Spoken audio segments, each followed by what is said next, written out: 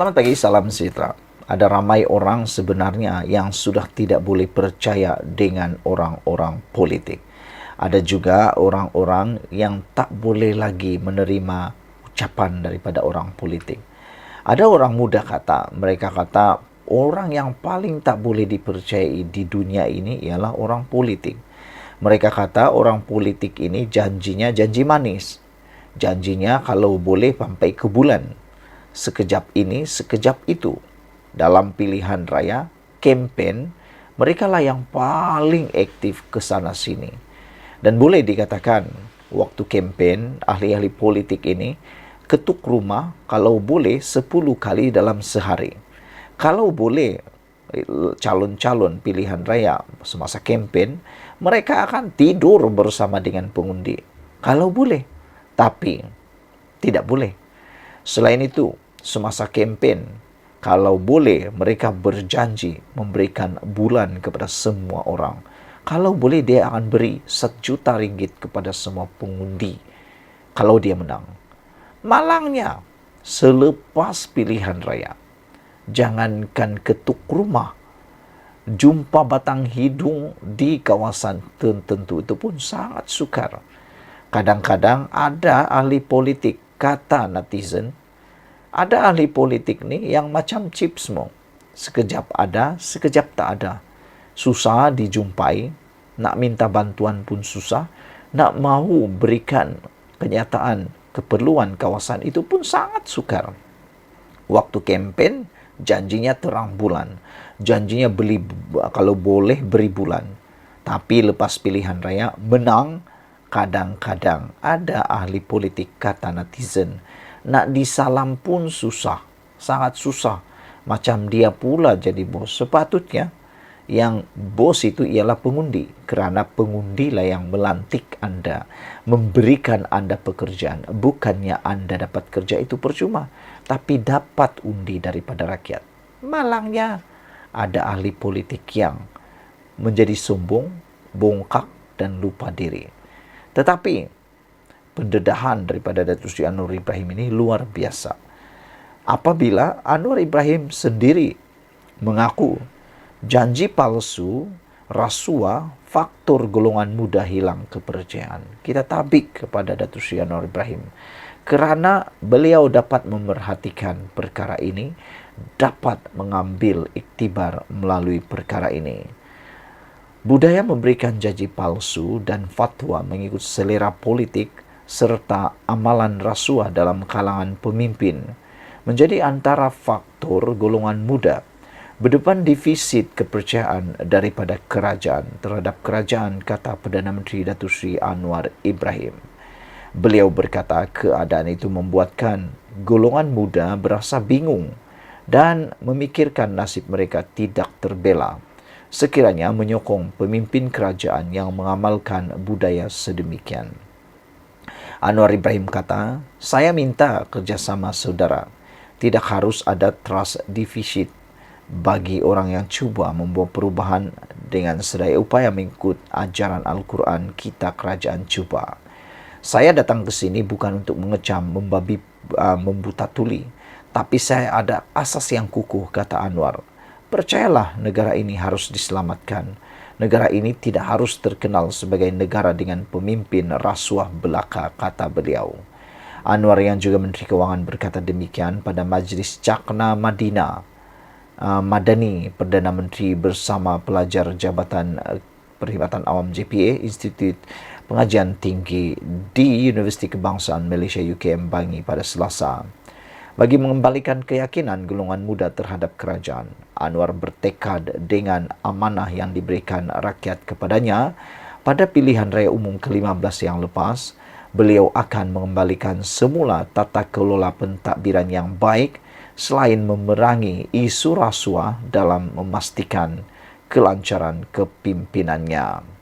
Beliau berkata, pemimpin, pimpinan dan kerajaan perpaduan juga mempunyai kesepakatan yang sama untuk meninggalkan amalan buruk itu demi memastikan Malaysia terus terpelihara. Kata Anwar Ibrahim, saya baru 7 bulan jadi Perdana Menteri. Saya tahu ini bukan kerja kecil. Kelompok besar yang rasuah akan berpakat untuk bayar dana kepada orang politik dan NGO, badan bukan kerajaan, untuk serang kerajaan. Wow, ini satu pendedahan, pengakuan daripada Datuk Seri Anwar Ibrahim yang memang luar biasa, yang tak pernah saya fikirkan. Apabila beliau nyatakan, saya baru 7 bulan jadi Perdana Menteri. Saya tahu ini bukan kerja kecil.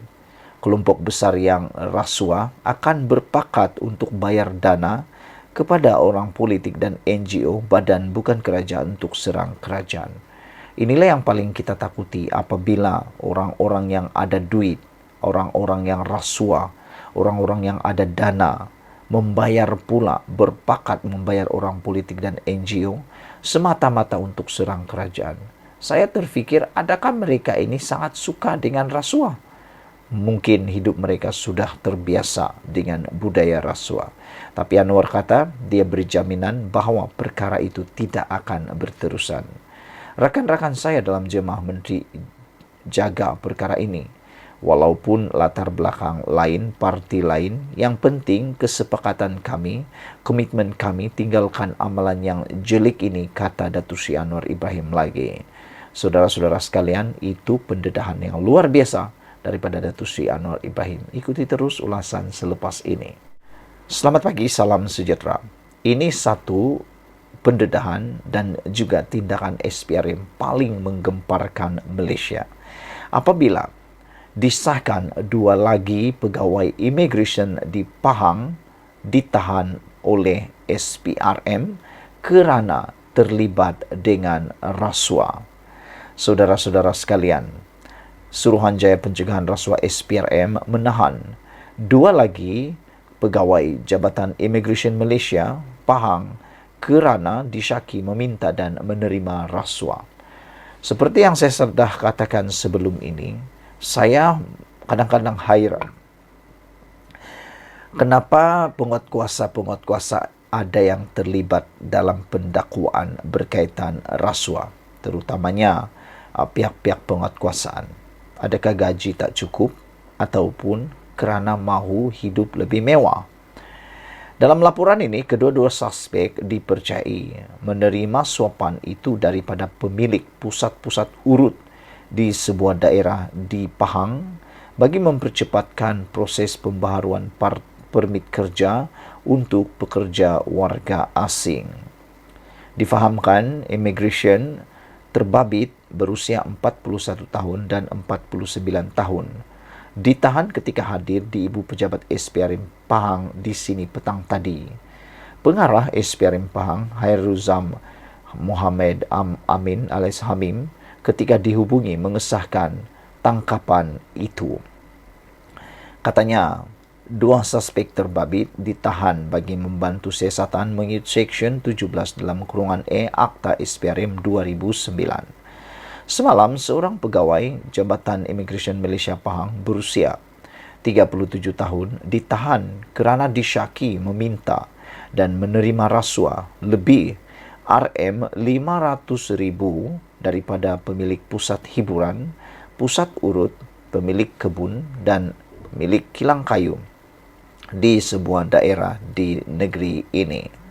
Kegiatan itu dipercayai dilakukan antara 2018 dan 2022. Suapan itu dikatakan sebagai imbuhan kerana melindungi pekerja asing tidak mempunyai permit kerja sah daripada dikenakan tindakan oleh JIM. Suspek terbabit disyaki meminta dan menerima rasuah secara bulanan antara RM300 dan RM3,000 dengan anggaran keseluruhan suapan diterima mencecah RM500,000. Saudara-saudara, saya kadang-kadang rasa kesian kepada orang-orang yang diminta rasuah ini. Pusat hiburan, pusat urut, pemilik kebun dan pemilik kilang kayu. Bagaimana mereka dapat menjalankan terus perniagaan mereka dengan aman kalau awal-awal lagi sudah terpaksa memberi rasuah? Bagaimanapun, saya pun terfikir juga, kenapa pusat hiburan, pusat urut, pemilik kebun dan pemilik kilang kayu ini sanggup pula memberikan rasuah? Yang menerima pun salah, yang memberi pun salah. Walaupun menurut laporan ini mereka memberikan rasuah kerana untuk proses mempercepatkan pembaharuan permit kerja untuk pekerja warga asing. Ini semua berkaitan dengan keuntungan. Mereka mahu pekerja asing dapat diberikan permit dengan segera. Jadi dengan kata lain, mungkinkah tidak mengikut prosedur dan undang-undang? Tidak ikut SOP, itu persoalannya. Apabila tidak ikut SOP, akan lebih banyak masalah sebenarnya yang boleh timbul. Sekian dulu untuk kali ini, ikuti terus ulasan selepas ini.